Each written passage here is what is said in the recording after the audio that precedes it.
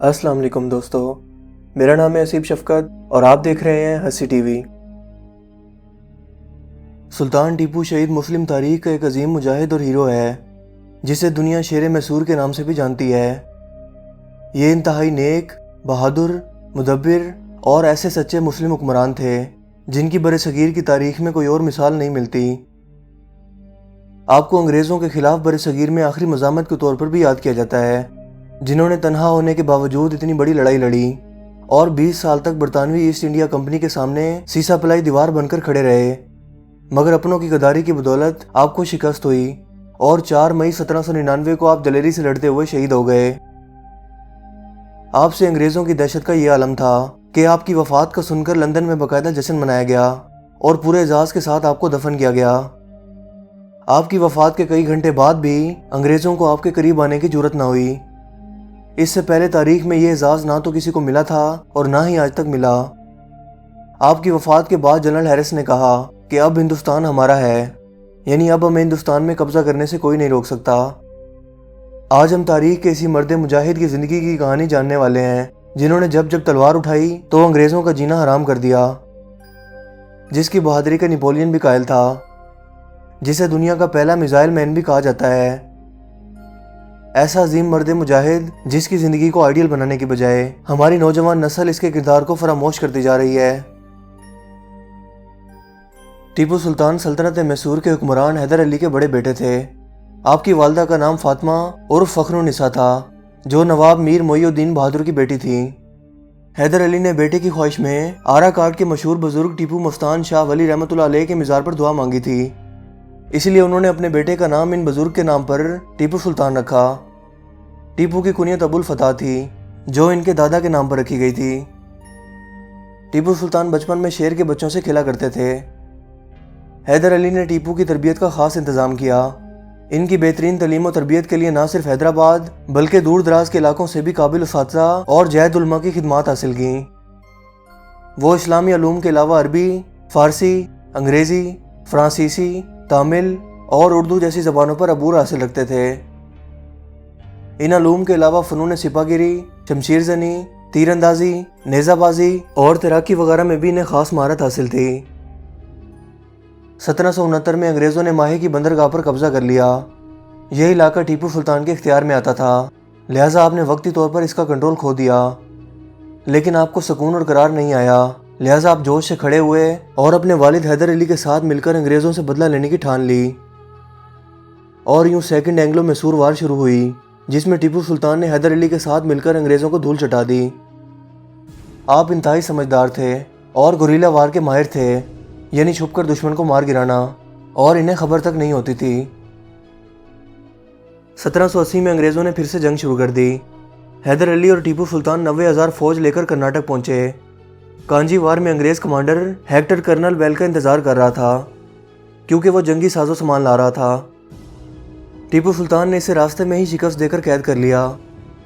ये अंग्रेज़ों के लिए एक बहुत बड़ा धचका था, लिहाजा फौजी इमदाद ना पहुंचने पर अंग्रेज़ों को बहुत बुरी तरह शिकस्त हुई। ये टीपू सुल्तान की ज़हानत और हिकमत अमली का नतीजा था।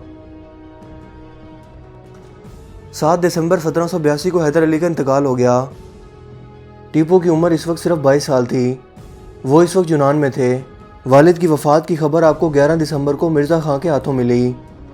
25 दिसंबर को आप कोहे चकमूर में अपने वालिद के लश्कर के पास पहुंचे। यूं 22 साल की उम्र में टीपू के कंधों पर मैसूर की हुक्मरानी का भार आ गया। टीपू सुल्तान को तख्त संभालते ही बेशुमार मुश्किलात का सामना करना पड़ा। इन्होंने अपनी अफवाज को मज़ीद मुनज़्ज़म किया और बाकायदा फ़ौजी रेजिमेंट बनाई। फ़ौजियों की माहाना तनख्वाहें मुकर्रर की। इनकी फ़ौज की तादाद 1 लाख के करीब थी। अंग्रेज़ों ने जनरल मैथ्यूज़ की क़ियादत में मालाबार पर हमला कर दिया और हाकिम मालाबार से साज़बाज़ करके वहाँ कब्ज़ा हासिल कर लिया।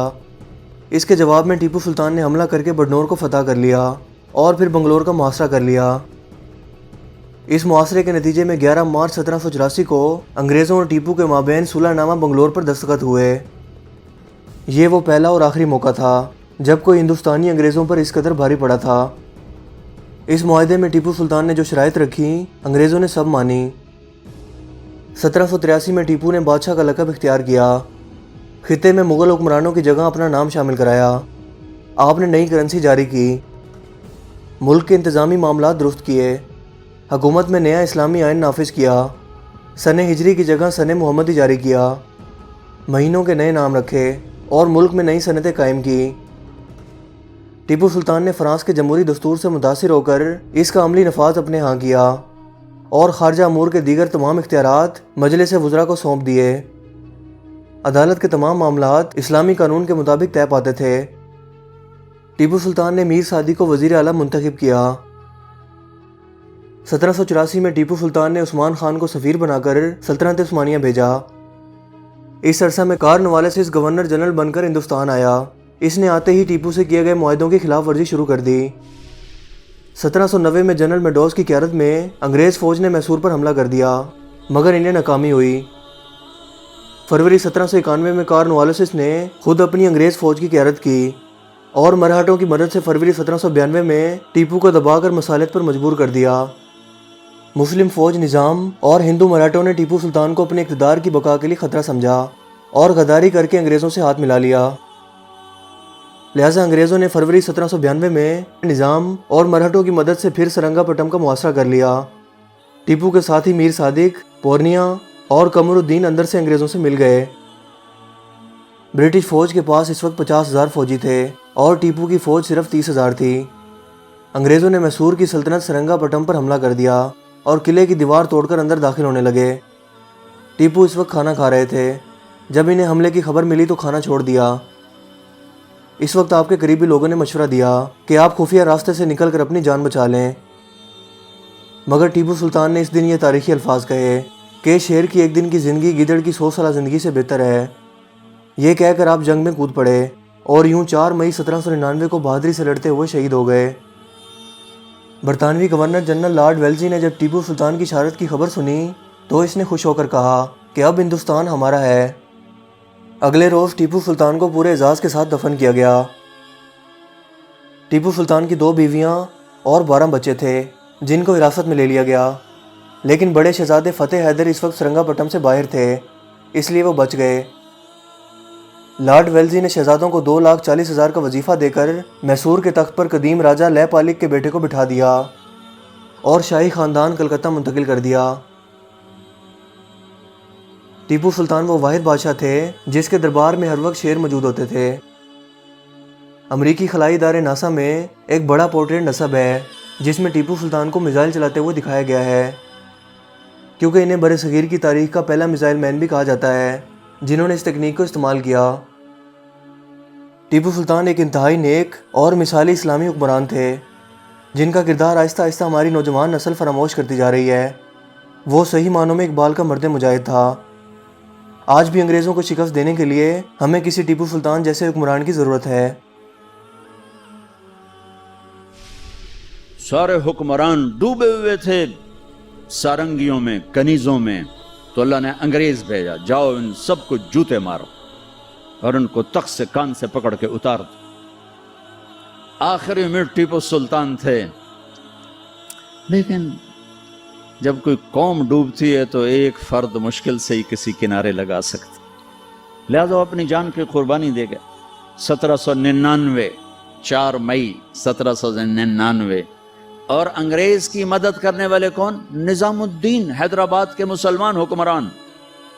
مرہٹے تو چلو ہندو تھے، جب ضمیر سوتا ہے، جب حکومتیں کیوں چھینی کہ ٹیپو جیسے شاہ سوار کے لیے نظام الدین کی فوج آ رہی، مسلمان فوج آ رہی، اس کے لیے تو انہیں ڈوبنا چاہیے، انہیں مرنا چاہیے، انہیں غلامی کا طوق پہننا ہوگا۔ میرے رب کا نظام ہے، میرے رب کا قانون ہے کہ یہاں نااہل کو نہیں بٹھایا جا سکتا، اہلی آتے ہیں تو نظام چلتا۔ مجھے امید ہے کہ آج کی یہ ویڈیو آپ کے لیے کافی انفارمیٹیو ہوگی اور آپ کو پسند آئی ہوگی۔ اگر ویڈیو آپ کو اچھا لگا ہو تو اس ویڈیو کو لائک کیجئے اور دوستوں کے ساتھ بھی اس انفارمیشن کو ضرور شیئر کیجئے۔ مزید اس طرح کی ویڈیوز کے لیے آپ ہمارے چینل کو ضرور سبسکرائب کیجئے۔ میرا نام ہے حسیب شفقت اور آپ دیکھ رہے ہیں ہنسی ٹی وی۔ میں ملوں گا آپ سے ایک نئی انٹرسٹنگ ویڈیو میں، تب تک کے لیے اپنا بہت سا خیال رکھیے گا۔ Thanks for watching this video. اللہ حافظ۔